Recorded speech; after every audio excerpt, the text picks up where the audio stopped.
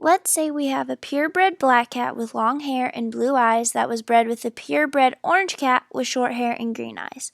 From breeding, we find that the heterozygous F1s are black with short hair and green eyes. This is my kitten Phoebe. She's an example of what the F1 offspring would look like. Let's say these two cats were bred 3 times a year for a total of 12 years with 5 kittens per litter.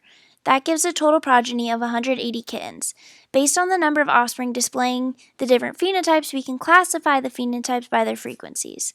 The non-crossover is the most frequent, and they share the same phenotypes as the parent cats. The next two most frequent phenotypes are from the single one crossover, so that consists of the F1 phenotype, black, short hair, and green eyes, and the other single crossover one is orange, long hair, and blue eyes. This trend continues for the single crossover 2 classification and the double crossover, which is the least frequent. This chart will help us find the coefficient of coincidence, and it will help us set up the genetic map.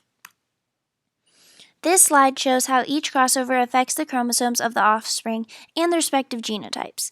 There are 4 gametes, where 2 are non-recombinants or parental, so these two, and the other 2 are recombinants that have heterozygous alleles due to crossing over.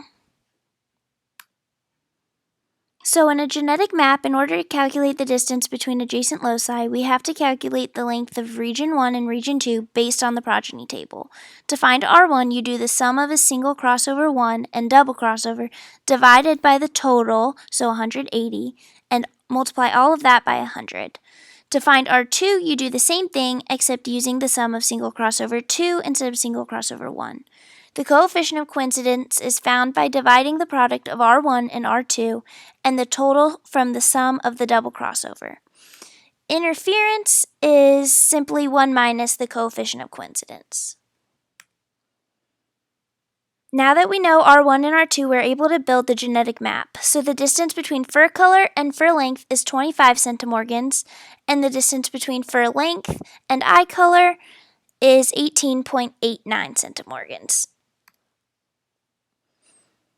With the genetic map put together, we can now find the probability of each cross and the probability of each gamete. The math is done in each box so you can see how everything was calculated.